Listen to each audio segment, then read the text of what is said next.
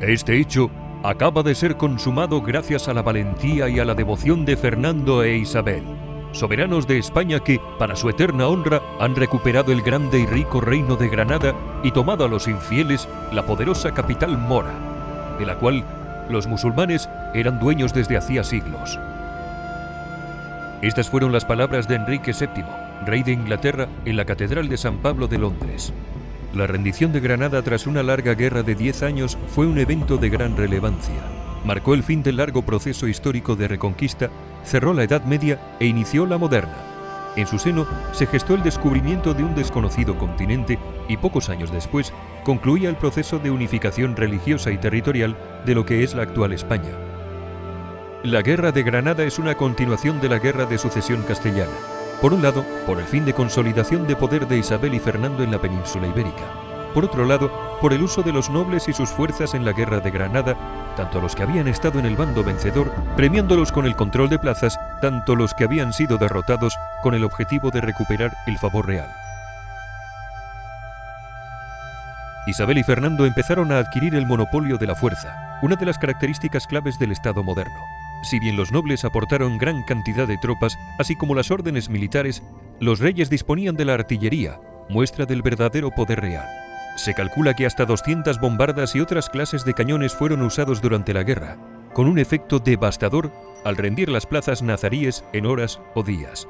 Al acabar la guerra, surgirían las semillas del primer ejército profesional de Europa, los tercios, y las órdenes militares quedarían relegadas a una posición testimonial al adquirir el rey el título de gran maestre de todas ellas. A su vez, los movimientos culturales, promovidos siempre por la monarquía y la nobleza, estaban inmersos en un renacimiento cultural. El gótico tardío convivía con las nuevas formas provenientes de Italia, y el acercamiento al pasado imperial clásico empezaba a gestar el renacimiento español en arquitectura. Esto se pondría en práctica en las primeras edificaciones construidas tras la toma.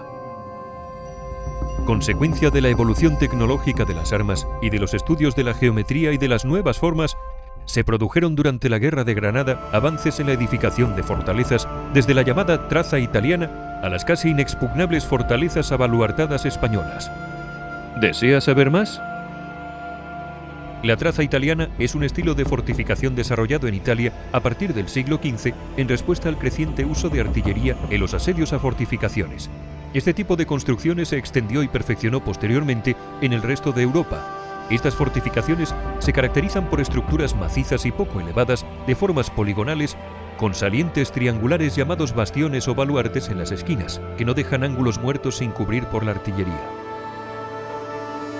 Como todos los procesos históricos trascendentes, no solo se escriben en libros, sino que se tallan en piedra, y el modo de hacerlo sería diferente del de décadas anteriores.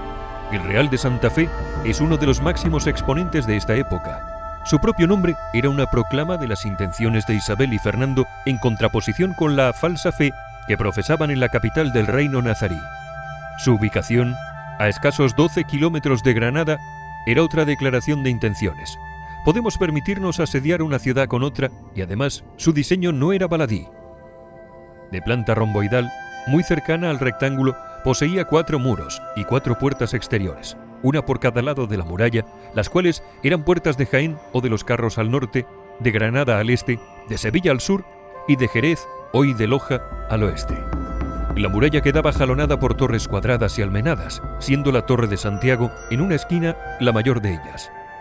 Probablemente todo el conjunto estaba artillado, preparado para la defensa ante un improbable ataque nazarí. La unión de estas puertas mediante 2 líneas rectas, el decumano y el cardo, generaban una cruz y una malla ortogonal, donde, en lugar del foro, había una plaza de armas, desde la que se accedía a la Casa Real, residencia de los reyes durante 1491 y 1492. Una iglesia y posterior colegiata de Santa Fe, una alhóndiga y un hospital. Referente a cuestiones defensivas, podría situarse en el punto de inflexión definido por el paso de las fortificaciones medievales a las modernas, adaptadas al imparable desarrollo de la artillería. Así, en cada una de las entradas de la ciudad se crearía un poderoso baluarte defensivo y artillado, protegiendo la entrada de disparos directos y a su vez creando un paso previo adelantado al puente que cruzaba el foso. Estos baluartes ya desaparecidos, construidos por el maestre Ramiro López, constituían un claro precedente de otros desarrollados poco tiempo después.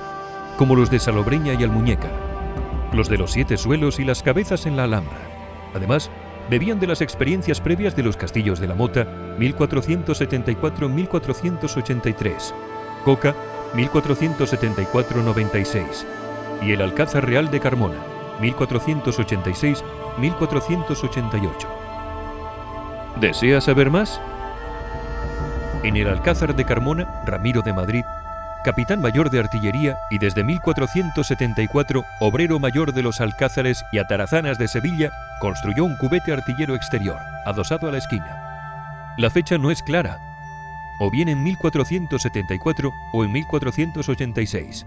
En cualquier caso, se trata del más antiguo de los ejemplares construidos en España.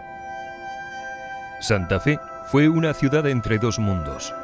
De carácter clásico y planta ortogonal al estilo romano, surge para rendir la caótica ciudad de Granada y poco después sería el modelo de las ciudades de nueva planta en las tierras de Allende los Mares.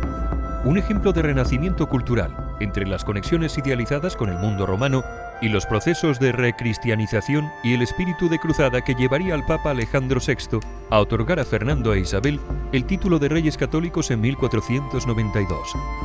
Aquí, Boabdil firmó las capitulaciones de Granada el 25 de noviembre de 1491, rindiendo el reino nazarí y finalizando la Guerra de Granada.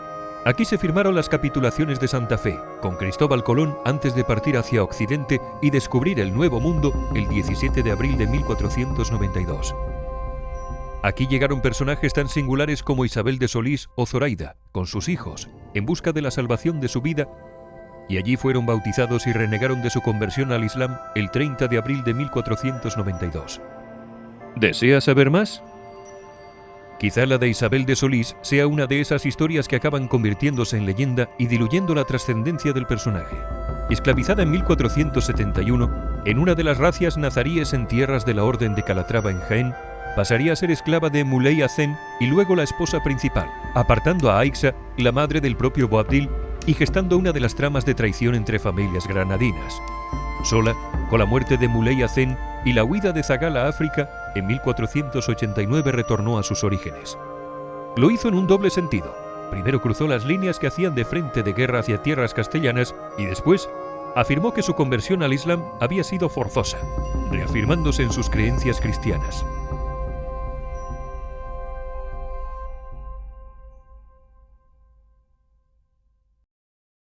Si quieren conocer la huella que dejamos en todo el mundo, no se pierdan España en el Mundo. Curiosidades para leer en familia. El nuevo libro de gestas de España, publicado por la editorial EDAF. Puede adquirirlo en su librería más cercana o en el link de Amazon en la descripción. Si quiere ver más historias de España, puede apoyar el canal suscribiéndose y compartiendo el vídeo.